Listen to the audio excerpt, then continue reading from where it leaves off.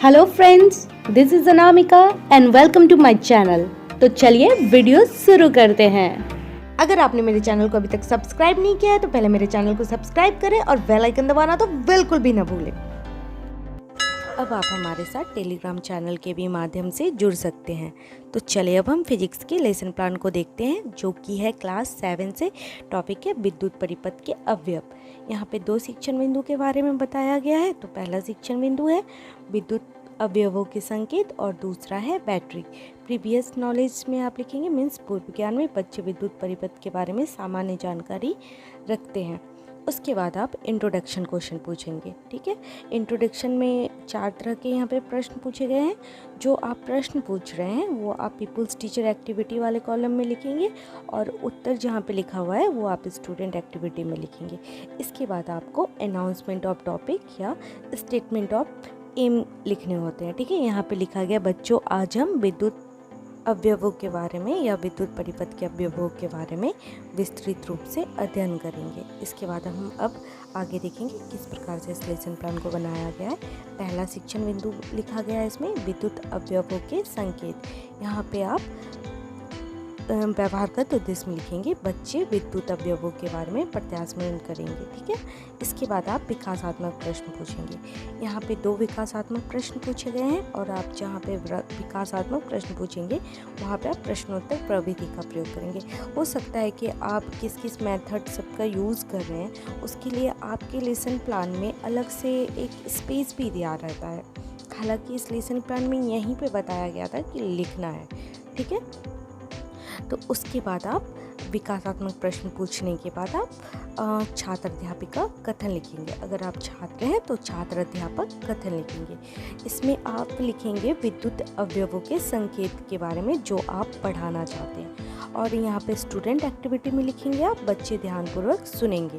और उसके बाद आप यहाँ पे जिस भी मेथड का यूज़ करेंगे उस मेथड को आपको यहाँ लिखना है। यहाँ व्याख्या विधि का प्रयोग किया गया है, इसलिए यहाँ पे व्याख्या विधि लिखा गया है। ठीक है, उसके बाद अगर आप अपने लेसन प्लान में किसी भी शिक्षण बिंदु को पढ़ाने के लिए अगर चार्ट का यूज़ कर रहे हैं तो फिर आप उसका एक छोटा सा प्रारूप बना के उस चार्ट का लेसन प्लान में ज़रूर मेंशन कीजिएगा, तो बहुत ही अच्छा रहेगा। ठीक है, और ये चार्ट जो है बहुत कोई जो होता है, मैंने बहुत स्टूडेंट के लेसन प्लान में देखे हैं कि वो थोड़ा थोड़ा करके बहुत सारे जगह पे अपने इस चार्ट को चिपका देते हैं छोटा छोटा करके लेसन प्लान में।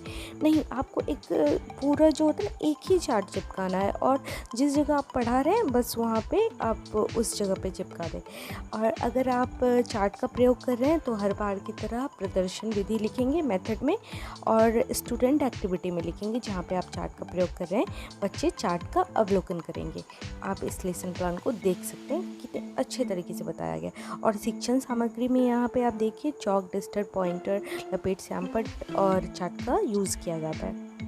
ठीक है, अगर आप शिक्षण बिंदु में श्यामपट्ट का भी प्रयोग कर रहे हैं तो फिर आप श्यामपट्ट कार्य को भी लिखेंगे। मतलब श्यामपट्ट प्रयोग करने का अर्थ है कि श्यामपट्ट कार्य अगर कर रहे हैं तो उसको भी आप लेसन प्लान में ज़रूर मेंशन करें।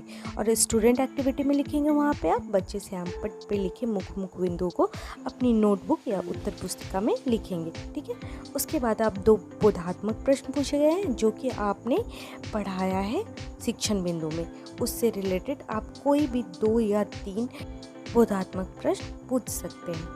ठीक है, और ये आप पे डिपेंड करता है कि आप 2 बोधात्मक प्रश्न पूछना चाहते हैं या फिर 3 बोधात्मक प्रश्न पूछना चाहते हैं। यहाँ पे 2 तरह के बोधात्मक प्रश्न पूछे गए हैं। ठीक है, और बोधात्मक प्रश्न जहाँ पे पूछा जाता है वहाँ पे प्रश्नोत्तर विधि का प्रयोग किया जाता है। तो आप देख पा रहे हैं कि यहाँ पे मेंशन किया गया है। अगर आपको और भी लेसन प्लान चाहिए तो मेरे वीडियो की प्लेलिस्ट को ज़रूर चेक करें एक बार। या बीएड से रिलेटेड सेकेंड ईयर हो या फर्स्ट ईयर हो, उससे रिलेटेड कोई भी फाइल के बारे में जानकारी चाहिए तो सारे फाइल अपलोड है।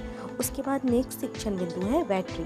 ठीक उसी प्रकार से आप 2 विकासात्मक प्रश्न पूछेंगे और जो भी प्रश्न पूछेंगे उसको आपको पीपल्स टीचर एक्टिविटी वाले कॉलम में लिखना है और जो आप स्टूडेंट के द्वारा जो भी उत्तर प्राप्त होगा उसे आपको स्टूडेंट एक्टिविटी में लिखना है।